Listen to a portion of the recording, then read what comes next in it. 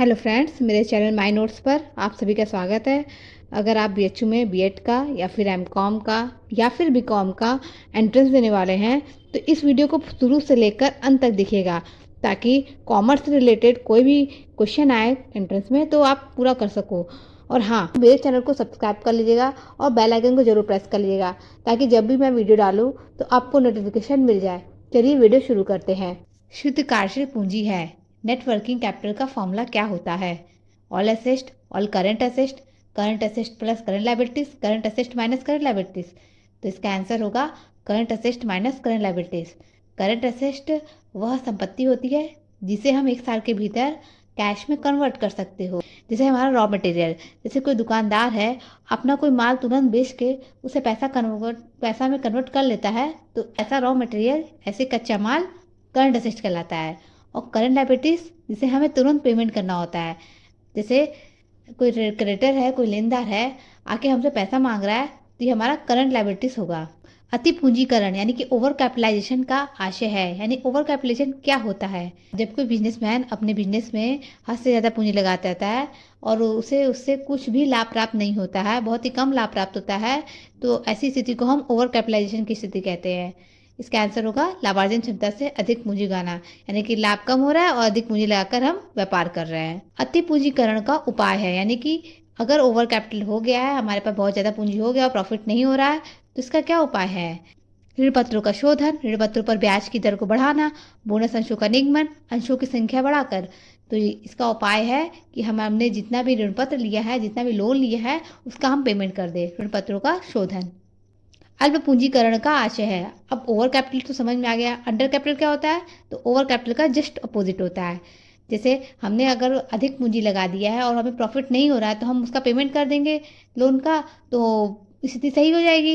लेकिन यहाँ पर क्या होता है कि हम पूंजी कम लगा के बैठे हैं और हमें पता है कि हम और पूंजी लगा देंगे तो हमें प्रॉफिट होगा, तो हाँ, ऐसी स्थिति को हम अंडर कैपिटल कहते हैं। तो इसका आंसर होगा उचित पूंजीकरण से वास्तविक पूंजीकरण का कम होना, मतलब कि हमें लगाना कितना था और हमने कितना कम लगा दिया है।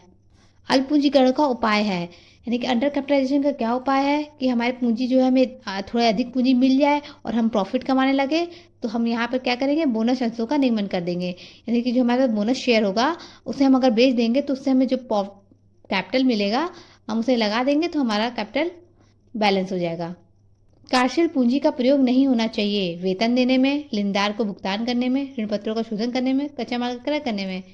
तो जो वर्किंग कैपिटल होता है, हम जो अपने दिनचर्या को चलाने के लिए पैसा रखते हैं, ऐसी पूंजी को हमें कभी भी ऋण पत्रों का शोधन करने में नहीं यूज़ करना चाहिए, यानी ऋण पत्र लोन्स को पेमेंट करने में यूज़ नहीं करना चाहिए। कौन सी प्रतिभूति का शोधनीय नहीं है, यानी कि ऐसी कौन सी सिक्योरिटी है जिसे हमें पेमेंट नहीं करना होता है? समतांश यानी इक्विटी शेयर, पूर्वाधिकार अंश प्रेफरेंस शेयर, संचयी पूर्वाधिकार अंश, ऋण पत्र यानी कि डिबेंचर। तो ऐसी सिक्योरिटी है इक्विटी शेयर। इक्विटी शेयर जो भी लेता है वो मालिक हो जाता है, उसे पेमेंट नहीं करना होता है, उसे सिर्फ अपने प्रॉफिट से मतलब होता है। कंपनी के प्रबंध पर नियंत्रण होता है, यानी जो कंपनी का मैनेजमेंट होता है उस पर किसका नियंत्रण होता है? जो हमारे इक्विटी शेयर होल्डर्स होते हैं उनका, जो हमारे डिबेंचर होल्डर्स होते हैं उनका, यानी पूर्वाधिकार अंशधारियों का, प्रेफरेंस शेयर होल्डर्स का, या फिर सभी का। तो जो कंपनी के प्रबंध यानी मैनेजमेंट पर नियंत्रण होता है समता अंशधारियों का, यानी कि इक्विटी शेयर होल्डर्स का, क्योंकि ये कंपनी के मालिक होते हैं, इनको कंपनी के प्रॉफिट से ही मतलब होता है। म्यूचुअल फंड स्कीम जारी की गई थी भारत सरकार द्वारा, आरबीआई द्वारा, यूटीआई द्वारा, एसबीआई द्वारा। तो पहली म्यूचुअल फंड स्कीम जारी की गई थी यूटीआई द्वारा, यानी कि यूनिट ट्रस्ट ऑफ इंडिया द्वारा। इंस्ट्रूमेंट ऑफ ट्रांसफर का प्रयोग होता है, किसमें होता है इसका यूज? ऋण पत्रों के निगमन पर, सदस्यों द्वारा अंशों के विक्रय पर, अंशों को स्टॉक में बदलने पर, इनमें से किसी पर नहीं। इसका यूज होता है आपका सदस्यों द्वारा अंशों के विक्रय पर। कोई भी मेंबर कंपनी का अगर अपने मेंबरशिप से हटना चाहता है तो अपने शेयर को बेच देता है। शेयर जब बेचता है किसी दूसरे शेयर होल्डर को, यानी किसी दूसरे व्यक्ति को, तो वहाँ पे जो यूज़ करेगा इंस्ट्रूमेंट ऑफ ट्रांसफ़र का यूज़ करके ही वह अपने शेयर को बेचेगा। म्यूचुअल फंड स्कीम के लिए अनुमोदन चाहिए, किसका अनुमोदन चाहिए? मतलब कि अगर कोई संस्था यानी कोई ऑर्गेनाइजेशन है म्यूचुअल फंड स्कीम जारी करना चाहती है, तो उसे किससे अनुमति लेनी होगी? यूटीआई से, सेबी से, आरबीआई से, या भारत सरकार से? तो यहाँ पर आपको सेबी से अनुमति लेनी होगी। सेबी का फुल फॉर्म तो आप जानते होंगे, security exchange of board of India.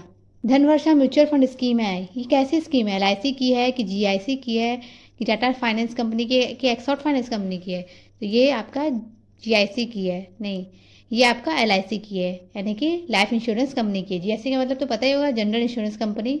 छोटी आय वाले लोगों को बचत को प्रोत्साहन देने वाली संस्था है एलआईसी, यूटीआई, भूमि विकास बैंक कोई नहीं।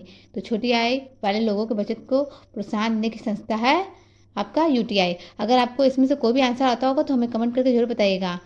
उद्योगों को वित्त प्रदान करने वाले संस्था है आईडीबीआई, सिडबी, यूटीआई, आईएफसीआई। तो ये काम करती है आईडीबीआई, यानी कि industrial development bank of India.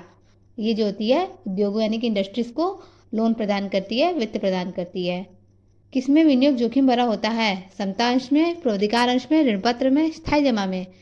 Equity shares में जो इन्वेस्टमेंट होता है बहुत ही जोखिम भरा होता है। यहाँ पे वीडियो पूरा होता है। अगर आपको वीडियो अच्छा लगा होगा तो मेरे चैनल को सब्सक्राइब जरूर करके जाइएगा और बेल आइकन जरूर प्रेस कीजिएगा इस तरह की वीडियो पाने के लिए। वीडियो देखने के लिए थैंक यू।